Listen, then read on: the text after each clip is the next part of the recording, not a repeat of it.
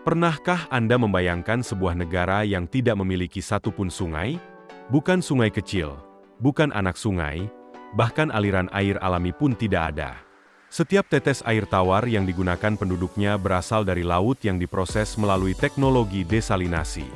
Di balik bentangan gurunnya yang kering, negara ini justru menyimpan kekayaan luar biasa yang mengubahnya menjadi salah satu negara terkaya di dunia.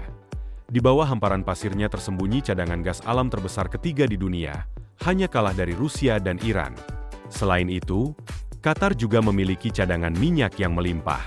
Kekayaan alam inilah yang menjadi fondasi kemakmuran negaranya, membiayai pembangunan, menyediakan layanan publik berkualitas tinggi, serta menjadikan standar hidup masyarakatnya termasuk yang tertinggi di dunia. Yang lebih mengejutkan lagi, negara ini hampir tidak mengenal kemiskinan. Berbagai laporan internasional, termasuk dari Perserikatan Bangsa-Bangsa dan Bank Dunia, selama bertahun-tahun menempatkan Qatar sebagai salah satu negara dengan pendapatan per kapita tertinggi di dunia. Meskipun namanya sering terdengar dalam berita internasional dan memiliki pengaruh besar di bidang energi serta geopolitik, ukuran negaranya ternyata sangat kecil. Luas Qatar hanya sekitar 11.500 km persegi, bahkan lebih kecil dibandingkan beberapa negara bagian di Amerika Serikat. Jumlah penduduknya sekitar 2,8 juta jiwa, tetapi yang benar-benar berstatus warga negara Qatar hanya sekitar 12%. Sisanya merupakan pekerja dan pendatang dari berbagai negara. Warga India menjadi kelompok terbesar, disusul Bangladesh dan Nepal. Komunitas dari Mesir, Sudan, Filipina, Pakistan, hingga berbagai negara lain juga hidup dan bekerja di sini, menjadikan Qatar sebagai salah satu negara dengan komposisi penduduk paling unik di dunia. Secara geografis, Qatar berada di sebuah semenanjung kecil di kawasan Timur Tengah dan hanya berbatasan darat dengan Arab Saudi. Hampir seluruh sisinya dikelilingi Teluk Arab. Lebih dari 95% wilayahnya berupa gurun pasir. Pegunungan, hutan lebat, sungai, maupun danau hampir tidak ditemukan. Ketinggian rata-rata negaranya pun hanya sekitar 28 meter di atas permukaan laut, menjadikannya salah satu negara paling datar di dunia. Musim panas di Qatar terkenal sangat ekstrim. Suhu udara seringkali melampaui 45 derajat Celcius. Namun, kekayaan negara ini memungkinkan berbagai inovasi dilakukan.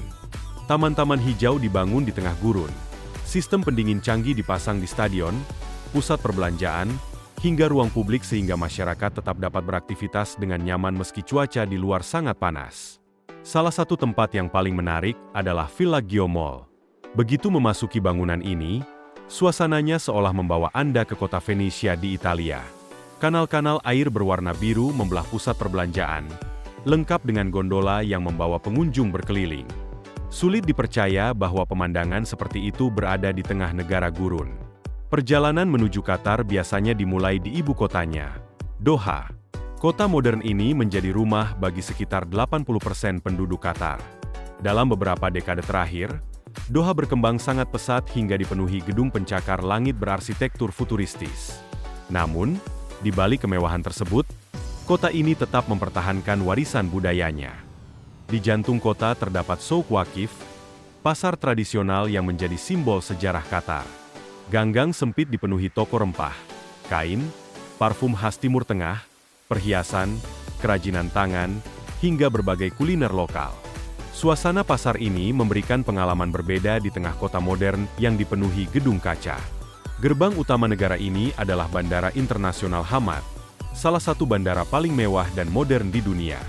Bandara ini berkali-kali dinobatkan sebagai bandara terbaik dunia berkat pelayanan, kebersihan, fasilitas, dan desain arsitekturnya.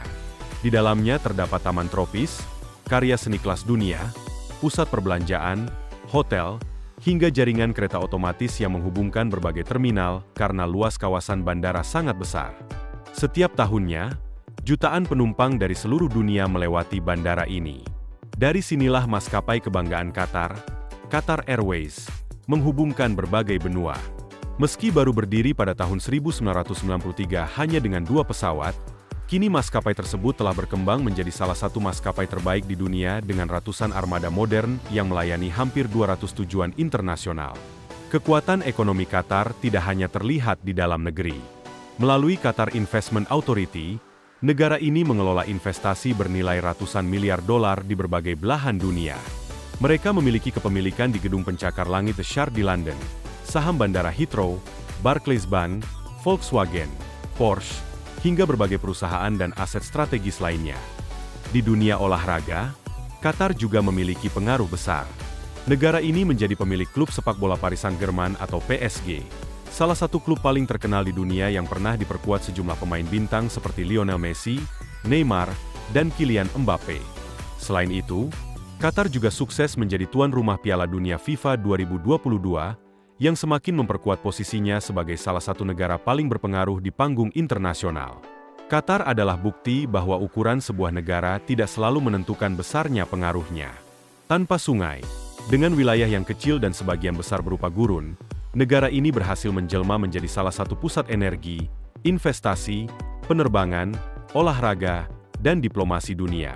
Dari gurun yang tandus lahirlah sebuah negara kecil dengan kekayaan dan pengaruh yang mampu menarik perhatian seluruh dunia. Di balik kemewahan Qatar yang kita lihat saat ini, tersimpan kisah perjuangan yang jarang diketahui.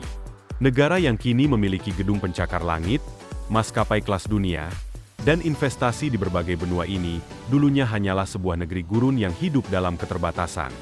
Jauh sebelum minyak ditemukan, kehidupan masyarakat Qatar bergantung sepenuhnya pada laut. Para pria rela mempertaruhkan nyawa dengan menyelam puluhan meter tanpa alat bantu modern, demi mencari mutiara alami. Hasil laut itu menjadi sumber penghasilan utama keluarga mereka. Selain itu, sebagian penduduk mencari nafkah dengan menangkap ikan serta menggembalakan unta dan kambing di padang pasir yang tandus. Namun, roda kehidupan berubah drastis pada awal abad ke-20. Jepang berhasil mengembangkan teknologi budidaya mutiara dan memproduksinya dalam jumlah besar dengan harga jauh lebih murah. Pasar mutiara alami langsung runtuh.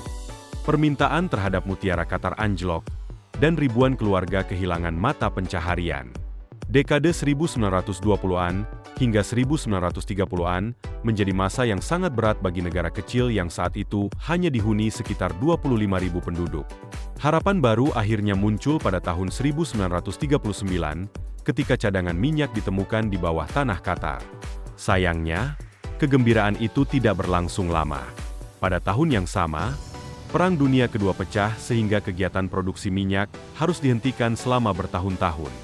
Kekayaan besar itu seolah terkunci di bawah pasir, menunggu waktu yang tepat untuk dimanfaatkan. Setelah perang berakhir, industri minyak mulai berkembang pesat. Qatar yang saat itu masih berada di bawah kekuasaan Inggris perlahan bangkit dari kemiskinan. Pendapatan negara meningkat tajam, pembangunan dimulai di berbagai sektor, dan kehidupan masyarakat berubah secara drastis. Sejak saat itu, transformasi ekonomi berlangsung sangat cepat. Jika sebelumnya pendapatan per kapita hanya sekitar 35 dolar Amerika per tahun, beberapa tahun kemudian angkanya melonjak berkali-kali lipat. Pemerintah menggunakan hasil minyak dan gas untuk membangun sekolah, rumah sakit, jalan raya, pelabuhan, hingga berbagai fasilitas modern yang kini menjadi kebanggaan negara. Di tengah kehidupan modern itu, masyarakat Qatar tetap menjaga tradisi kuno mereka, salah satunya adalah kecintaan terhadap burung elang. Sejak zaman suku Baduy, elang digunakan untuk berburu di padang pasir. Kini, burung tersebut menjadi simbol kehormatan dan status sosial. Perlakuan terhadap elang di Qatar bahkan bisa membuat banyak orang terkejut. Burung ini memiliki paspor khusus untuk bepergian ke luar negeri, mendapat kursi sendiri di dalam pesawat, bahkan tersedia rumah sakit modern yang didedikasikan khusus untuk merawat elang dengan ruang operasi, peralatan pemindaian, dan dokter spesialis. Setiap tahun puluhan ribu elang mendapatkan perawatan di sana. Nilai seekor elang berkualitas tinggi pun dapat mencapai ratusan ribu dolar. Kemakmuran Qatar juga menjadi magnet bagi jutaan pekerja asing. Banyak orang datang karena dua alasan utama, yaitu gaji yang tinggi dan tidak adanya pajak penghasilan pribadi. Artinya, hampir seluruh gaji yang diterima pekerja dapat dinikmati tanpa dipotong pajak pendapatan. Meski demikian, setiap pekerja wajib menghormati budaya serta aturan yang berlaku di negara tersebut. Bahasa Arab merupakan bahasa resmi, tetapi bahasa Inggris digunakan secara luas di perusahaan-perusahaan internasional, sehingga komunikasi dengan tenaga kerja dari berbagai negara menjadi lebih mudah. Qatar juga memanfaatkan olahraga sebagai bagian dari strategi memperkenalkan negaranya kepada dunia. Puncaknya terjadi ketika negara kecil ini dipercaya menjadi tuan rumah Piala Dunia FIFA 2022.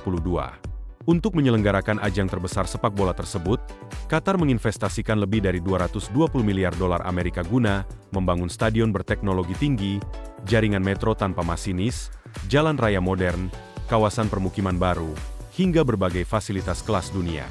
Turnamen itu mengubah citra Qatar menjadi salah satu pusat perhatian dunia. Di bidang pendidikan, Qatar memiliki proyek ambisius bernama Education City. Kawasan seluas sekitar 12 km persegi ini menjadi rumah bagi kampus cabang berbagai universitas ternama dunia. Melalui proyek tersebut, Qatar ingin mempersiapkan masa depan ketika minyak dan gas tidak lagi menjadi sumber utama pendapatan negara. Mereka berupaya membangun ekonomi yang bertumpu pada ilmu pengetahuan, teknologi, dan inovasi. Dalam bidang kesehatan, warga negara Qatar memperoleh layanan medis yang didukung pemerintah melalui jaringan rumah sakit dan pusat kesehatan modern. Sementara itu, pekerja asing diwajibkan memiliki asuransi kesehatan yang umumnya disediakan oleh perusahaan tempat mereka bekerja.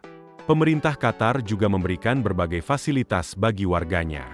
Salah satu program yang paling menarik adalah bantuan kepemilikan rumah.